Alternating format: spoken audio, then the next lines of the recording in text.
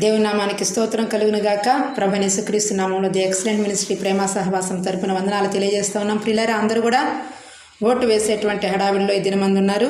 మరి ఎవరిని ఎన్నుకోవాలనేటువంటి విషయం మీద అనేక మందికి అనేక రకాలైనటువంటి అభిప్రాయాలు ఉంటాయి. కానీ మరి పరిశుద్ధులైనటువంటి పౌలు తిమోతికి రాసిన మొదటి పత్రిక 3వ అధ్యాయంలో ఈ రీతిగా చెప్తా ఉన్నాడు. ఎవడైనా అధ్యక్ష పదవిని ఆశించిన ఎడల అట్టివాడు దొడ్డ పనిని అపేక్షించున్నాడన్న మాట నమ్మదగినది. చిన్న ప్రార్థన చేసుకున్నాం. పరిశుద్ధాత్మ తండ్రి, మీకు వందనాలు స్తోత్రాలు చెల్లిస్తూ ఉన్నాం. ప్రవ్వా, ఈ వాక్య భాగం ద్వారా నీ ప్రజలను దర్శించి మరి ప్రవ్వా శ్రేష్టమైన రీతిలో నీ ప్రజల్ని నా తండ్రి మంచి నాయకుడిని ఎన్నుకోవడానికి కావలసిన కృపని జ్ఞానాన్ని అనుగ్రహించవలసిందిగా యేసు నామములో ప్రార్థిస్తున్నాం తండ్రి, ఆమేన్. ప్రియులరా, అధ్యక్ష పదవిని ఆశించిన ఎడల మరి ఎవరైనా కూడా ఈ రోజుల్లో నాయకత్వం కొరకు ఎంతగానో అలమటిస్తూ ఉన్నారు. నేను నాయకుడిగా ఉండాలి అంటే నేను నాయకుడిగా ఉండాలని అనేక మంది పోరాడుతూ ఉన్నారు. మరి ఈ పోరాటంలో గెలుపు ఎవరిది అంటే గెలుపు దేవుని స్వాధీనంలోనే ఉంది. ఆయన ఎవరి పక్షంగా ఉంటాడు అంటే ఆయన అనుకున్నటువంటి వ్యక్తి పక్షంగానే ఆయన ఉంటాడు.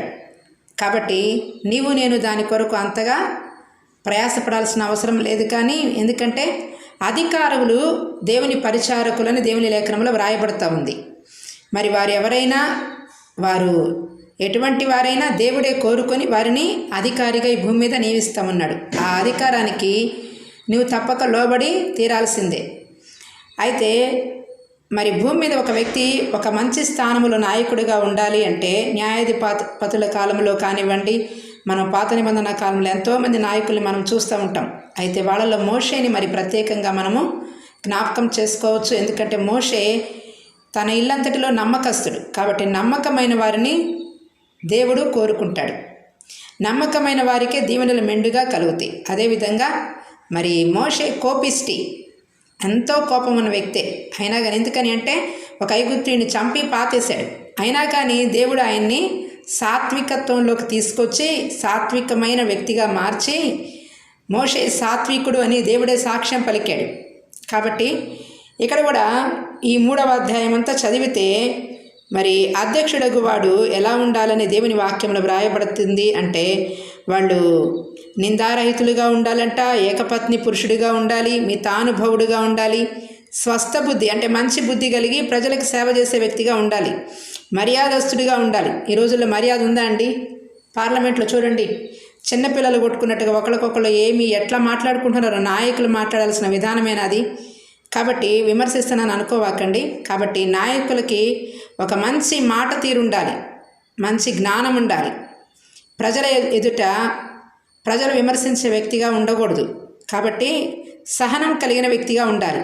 భూమి మీద గొప్ప సహనం చూపింది ఎవరంటే యేసుక్రీస్తు ప్రభువారే. తన ప్రాణాన్ని సైతం కూడా పెట్టి ఆయన సహనాన్ని, ఆయన అమూల్యమైన నాయకత్వాన్ని మాదిరికరంగా ఉంచినటువంటి గొప్ప నాయకుడు యేసయ్య. హీ ఈజ్ అవర్ లీడర్ అని చెప్పేసానని మనకి ఆయనే మన నాయకుడు అని మనకి పాత నిబంధన గ్రంథంలో రాయబడుతూ ఉంది. ప్రియులారా, కాబట్టి శ్రేష్టమైనటువంటి నాయకుడు యేసుక్రీస్తు ప్రభువారే. ఆయన నాయకత్వానికి ఎల్లప్పుడూ నువ్వు అప్పగించుకుంటూ మరి ఓటు పవిత్రమైనది అంటారు. దాన్ని ఎవరికి నువ్వు తెలియజేయాల్సిన అవసరం లేదు. ఎవరి పక్షంగా కూడా నువ్వు మాట్లాడకూడదు. ఎందుకంటే ఏకపక్షంగా మాట్లాడటం అనేది అది తగదు.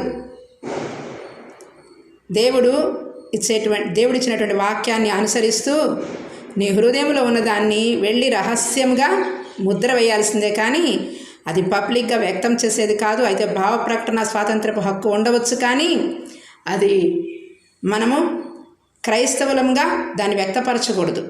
ఎందుకని అంటే వ్యక్తపరిచి నువ్వు ఫలానా వ్యక్తికి సంబంధించిన వ్యక్తివి అని చెప్పేసానని తెలియచేసుకోవడానికి నీవు కనపరుచుకోకుండా మరుగు చేసుకునే వ్యక్తివిగా నీవు ఉండాలని మరి దేవుడు కోరుకున్నటువంటి వ్యక్తిని నీవు ప్రార్థించి వాక్యానుసారంగా ఈ లక్షణాలు ఎవరిలో అయితే ఉంటాయో మరి బోధింపతగిన వాడుగా ఉండాలి. ఏదైనా సమస్య వస్తే బోధించేటువంటి వ్యక్తిగా, సమస్యను పరిష్కరించగలిగే జ్ఞానం కలిగిన వ్యక్తిగా ఉండాలి.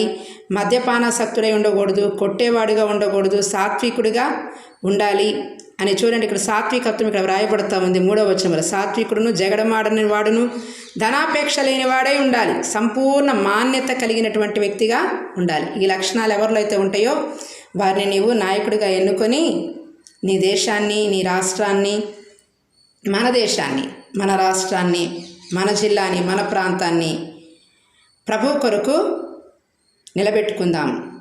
ఆయనే మన నాయకుడు, ఆయన మీదే మన గురి నిలుపుకుందాం. దేవుడి మాటలు దీవించునుగాక. Amen. May God bless you all. చిన్న ప్రార్థన చేసుకుందాం. పరిశుద్ధాత్మ తండ్రి, మీకు వందనాలు, స్తోత్రాలు చెల్లిస్తూ ఉన్నాం. చదవబడిన అయా ఇదిగో తండ్రి చెప్పబడినటువంటి వాక్య భాగం ద్వారా నీ ప్రజలను మీరు దర్శించి నీ ప్రజల హృదయాలలో అయా ఇదిగో తండ్రి మరి ప్రభా ఈ వాక్య భాగాలను మీరు భద్రపరిచి ఆ తండ్రి శ్రేష్టమైన మంచి నాయకులను ఎన్నుకోగలిగేటువంటి జ్ఞానాన్ని మీరు నాకును అనుగ్రహించి మహిమ పొందమని యేసు నామములో ప్రార్థించి అడిగి వేడుకుంటున్నాం తండ్రి. ఆమేన్. నేను కూడా ఓటు వేయడానికి వెళ్తా ఉన్నాను.